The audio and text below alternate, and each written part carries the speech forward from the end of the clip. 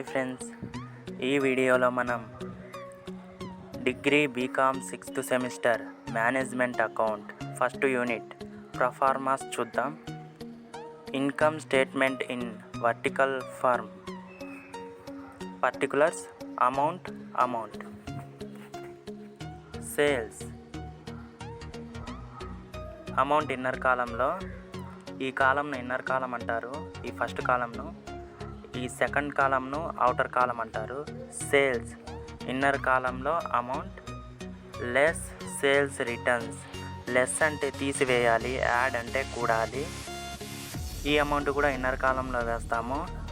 సేల్స్లో నుంచి sales returns తీసివేస్తే వచ్చే అమౌంట్ ఇక్కడ అవుటర్ కాలంలో వేయాలి. ఈ అమౌంట్ను నెట్ సేల్స్ అంటారు. Less cost of goods sold. Opening stock inner కాలంలో అమౌంట్. పర్చేజెస్ బ్రాకెట్లో పర్చేజెస్ మైనస్ పర్చేజ్ రిటర్న్స్. క్వశ్చన్లో పర్చేజెస్ అలాగే పర్చేజ్ రిటర్న్స్ అడిగినప్పుడు మీరు ఆన్సర్లో ఈ కాస్ట్ ఆఫ్ గుడ్స్ సోల్డ్లో రాసేటప్పుడు పర్చేజెస్లోంచి పర్చేజ్ రిటర్న్స్ తీసివేసి వచ్చిన అమౌంట్ను ఇక్కడ ఇన్నర్ కాలంలో వేయాలి.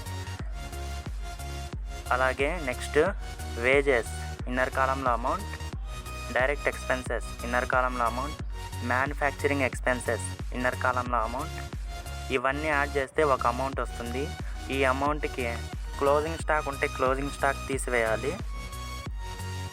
క్లోజింగ్ స్టాక్ తీసివేసి వచ్చిన అమౌంట్ను అవుటర్ కాలంలో వేయాలి.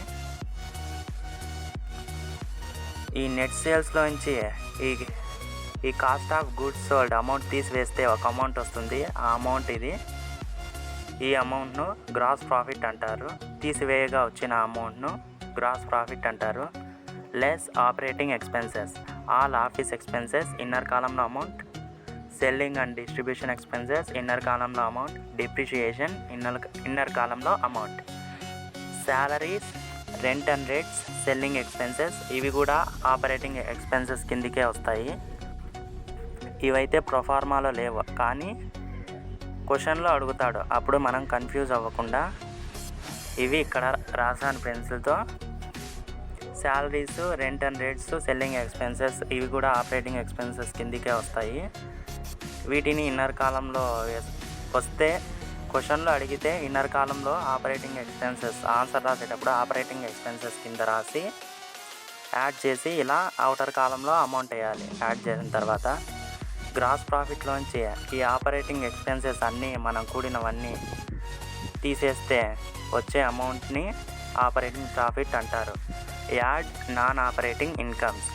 ఇంటరెస్ట్ రిసీవ్డ్ ఇన్నర్ కాలంలో అమౌంట్. డిస్కౌంట్ రిసీవ్డ్ ఇన్నర్ కాలంలో అమౌంట్. అదర్ ఇన్కమ్స్ ఇన్నర్ కాలంలో అమౌంట్. ఇవన్నీ కూడగా వచ్చిన అమౌంట్ ఇది. ఆపరేటింగ్ ప్రాఫిట్ అలాగే ఈ నాన్ ఆపరేటింగ్ ఇన్కమ్స్ యాడ్ చేస్తే వచ్చిన అమౌంట్. ఈ అమౌంట్కి నేమ్ ఏం లేదు, ఇది అలాగే ఉంచుతాము. Less non operating expenses. Loss on sale of fixed assets. Loss on fire accident. Discount allowed inner కాలంలో amount. Discount on issue of shares inner కాలంలో amount. Preliminary expenses written off inner కాలంలో amount. ఈ total అమౌంట్ను add చేసి outer కాలంలో వేయాలి. Non operating incomes, operating profit add చేయగా వచ్చిన అమౌంట్లో నుంచి ఈ నాన్ ఆపరేటింగ్ ఎక్స్పెన్స్ టోటల్ అమౌంట్ని తీసివేస్తే ఒక అమౌంట్ వస్తుంది. ఆ అమౌంట్ ఇది. ఈ అమౌంట్ను ఈబిఐటి అంటారు. ఈబిఐటి అంటే earning before interest and tax. Next less interest. అమౌంట్ను డైరెక్ట్గా అవుటర్ కాలంలోనే వేసేస్తాము. ఇప్పుడు ఈబిఐటిలోంచి ఈ లెస్ ఇంటరెస్ట్ తీసివేస్తే ఒక అమౌంట్ వస్తుంది. ఆ అమౌంట్ను ఈబిటి అంటారు. ఈబిటి అంటే earnings before tax. Less tax. అమౌంట్ను డైరెక్ట్గా అవుటర్ కాలంలో వేయాలి. ఈబిటిలోంచి ఈ ట్యాక్స్ తీసేస్తే వచ్చే అమౌంట్ ఇది. ఈ అమౌంట్ను ఈఏటి అంటారు. ఈఏటి అంటే earning after tax. Less dividends amount డైరెక్ట్గా అవుటర్ కాలంలో ఈఏటీలోంచి ఈ డివిడెండ్స్ తీసివేస్తే వచ్చే అమౌంట్ను earning availability to equity share holders అంటారు, లేదా నెట్ ప్రాఫిట్ అంటారు. కొన్నిసార్లు బ్యాలెన్స్ షీట్ ప్రాబ్లమ్స్ కూడా అడుగుతాడు. ఫస్ట్ చెప్పింది ఫస్ట్ ప్రొఫార్మా, ఇప్పుడు చెప్పేది సెకండ్ ప్రొఫార్మా.